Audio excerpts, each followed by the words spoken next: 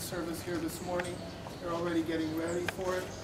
I don't know if it's still here, but there is one gravestone at the back of the church to Fritz Gleichmann, who died in 1893, and he was one of Dr. Sim's collaborators. So you can go in and look around. Hi, Niles! How you doing? Good. Good to see you. This is my brother Wayne. Mm-hmm. You know Wayne. This is my wife Sherry. Hi, how are you? Janet and Jenna. Hi. Good to have you. Come on in. Hi, Glenn. How you doing? We're good. Didn't expect to see you here. Larry? Catherine. Say hi to Desi. Glenn It's like Neil's still asleep. You are Richard Robinson. Wow, that's great. Fantastic. I didn't see you on the list. Oh, all right. Yeah. Catherine, this is my nephew. All right. Neil. Very great. Wayne, this is my the Congo. That's Kathy. My boss also. Oh, he's also sort of two sort of bosses. That's Wayne. Harry. Did you see the email that Glenn wanted? 2,600. No, seriously. Oh, she thought so. Yeah.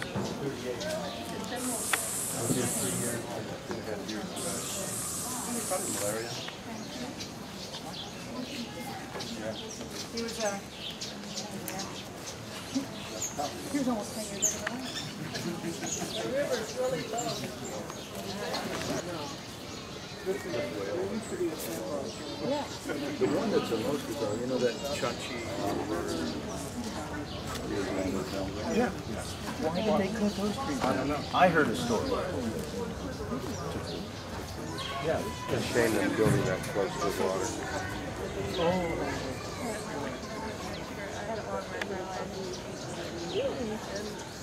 I kind of have a little break. It used to be like right under my house.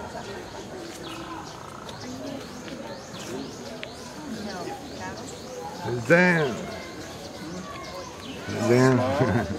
When the I thought this was serious business. Baptist Church established their work here, they built a small Are we trying to solve the Congo's problems here? at the bottom of the hill, and the steamer Henry Reed, which was the Baptist mission steamer, it was assembled, brought up from Matadi in parts and reassembled.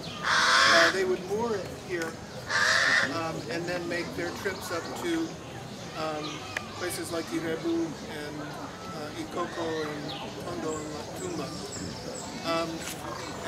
Once the railroad was built in 1898, the strategic importance for the Baptists of this location became less important in terms of being able to operate their logistics from here.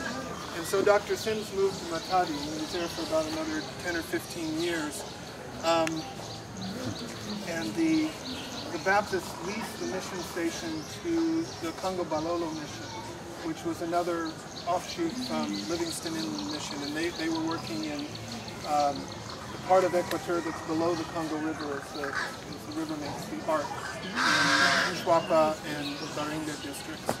And so they operated the boat for the mission and sent their cargoes upriver. When we were still young, you could find that little pier, but when I've tried to find it, even in high school, it was all overgrown and impossible to find. This marshy area that you see here is in Galiema Bay.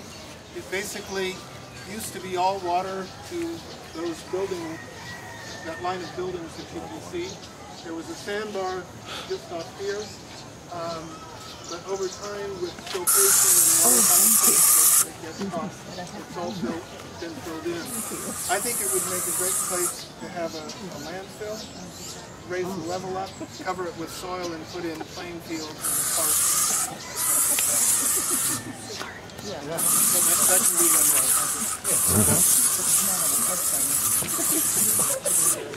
Go across the way to the To show who?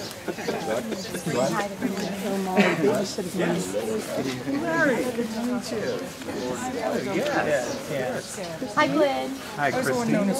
Christine Nordby and Becky. I know. Good to see you. Your friends in Angola? Tour No. picture. So these are Everyone's not concerned. and that. Well, when I think of it, I think of that song we sing. I'm too young to fight in the car. Fly in the cavalry, shoot me down. I'm too young to fly, but I'm in the Lord. I know that So one. I'm going to indulge in a little bit of personal narrative before we get back on the tour. From 1956 to 69, when I graduated from high school, this is the house that I lived in. We lived upstairs first, and then down below. This was also the hostel, the ABFMS hostel from 1958 until 62 when the new hostel was built here. This building was originally built as a secretariat for the, when the decision was made to move the mission back, or the headquarters back from Matadi to Kinshasa. The decision was taken about the time that Leopoldville became the capital of the colony. The building was built by a Belgian contractor who gave very generous terms to the mission, they felt at the time. The other personal thing is, some of you may know that for this reunion I started a blog called Kinshasa Then and Now, and a lot of the a lot of the buildings and so on that we'll be seeing today, I've posted period photographs of them. So you can see the chapel, for instance, with a thatch roof, and some of the other buildings. So if you can't find Google Kinshasa Then and Now, you can type www.kosubaawate and you'll get there. This way towards the hostel had 3 houses that were allocated to the Congolese who worked on the station. And at the point after the hostel was built, they were demolished, and a large storage warehouse was built out of those original bricks. So we can go down to the school now. Yeah, I wonder if Lala's here. This building here that says Atelier de Couture is Sim's house. In 1893, Dr. Sims built the house presumably for himself. It's called Sims House. When you go around the side, if you look up into the gable of that wing of the school, you can see there's also a small clay tablet that has 1893 written on it. In 1961, the decision was made to start an American school, and the American Baptist Mission made this building available for the school. The building is in the shape of a cross. This wing facing us held 5th and 6th grade, which was Richard and my class, and we were the most, and Glenn and others of class of 69, we were the most numerous. The 3rd and 4th grade were in the right-hand wing, and the entire high school, 7 through 12, was in this other wing. This building here next to us was, well, yes, it was the Congo Mission News print, the newsletter, or Congo Newsletter, which was the Baptist newsletter, operated out of there, and there was a carport under this shed roof that comes off of it. And the carport was enclosed with a low wall and screening, and that's where 1st and 2nd grade was held. At that time, the garage that's behind it obviously wasn't there, but there was an old ironwood tree that came up between the 2 buildings. It was so old that it was rotting at the base and had caught fire at one time. And the rumor was, or the legend was, that Stanley had sat under that tree to negotiate the contract for this land. So that was our first year. When we arrived for school, there were no desks. As often happens in Congo, things don't go the way you want. And there was a torrential downpour. But my parents were working in Kintambo and had ordered desks for the Christian center that they were working with. And the desks happened to be here and available, and so they were moved in, and we started school on that first day in September with that kind of equipment. After the rain shower, the desks were delivered. They were two-person desks with inkwells and intended to be used with quill pens. School ran until 12:30 because of the logistics of getting children home for lunch and back, so we had a short, rather intense day. In 1962, the Baptists agreed to make more land available to the school. I don't know the exact details of the agreement, but basically the understanding was that TASOK, or TASOL at the time, would build the physical plant, and at the time that they moved the idea was that the school would have its own land. The buildings would revert to the church. So these buildings are now the Secretariat of the Western Congo Baptist Community. And this, I'm sorry, the wing that we'll see when we go around at the bottom was the first one that was built in 1962, and then this wing nearest us was built, and then the two-story section was built afterwards, probably completed in 1965. Where's what they're going for? In here, this is it, the chicken coop. Right there. And wasn't there an auditorium? Yeah, there is.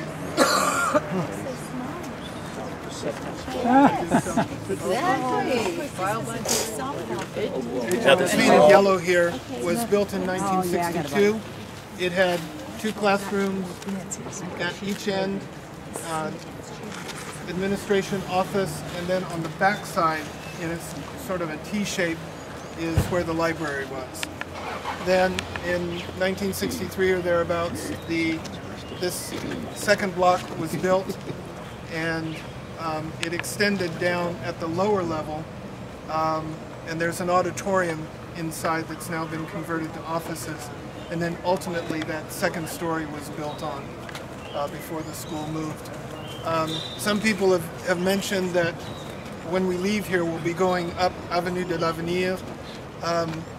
The TASOK rented houses from Shannock, which was the shipbuilding firm. Their personnel compound was on the other side, and a lot of the elementary school classes were held down there, as well as teacher housing.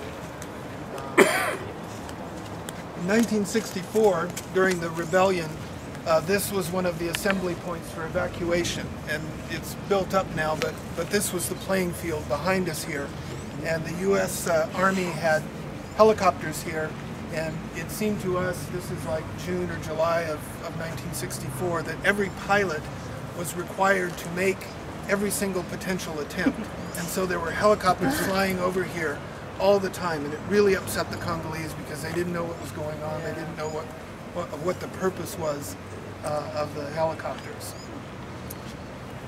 So on the green building that you can see through there is the ABFMS hostel. These two buildings that are here are supposed to be conferencing facilities, I think. Maybe Wayne can confirm that. This right here belongs to the Ngaliana Clinic. It's a sports medicine. It's probably like a workout club or something. But the other one is indeed a conference thing. Okay, that's why it's almost finished. It's going to be part of the Ngaliana Clinic. No. That was my 6th grade class, and where Mom and Dad lived.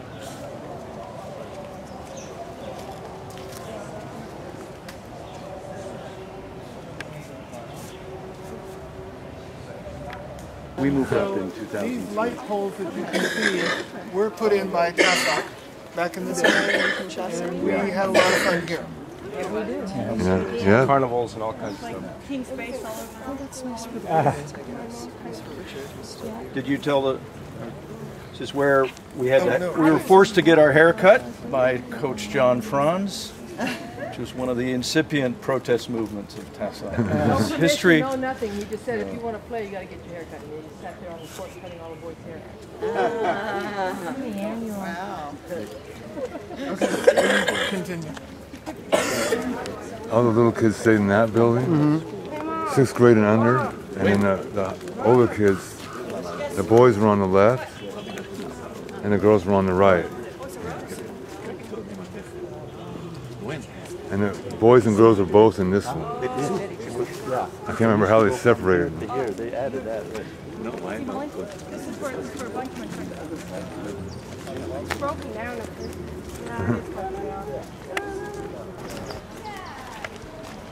This is a door. This is a door we'd sneak out. What? This is the door you sneak out. Yeah, and where is he? I know Wayne had a key. Wayne had a key, and then somehow we got a key. That's that's the door. That's it.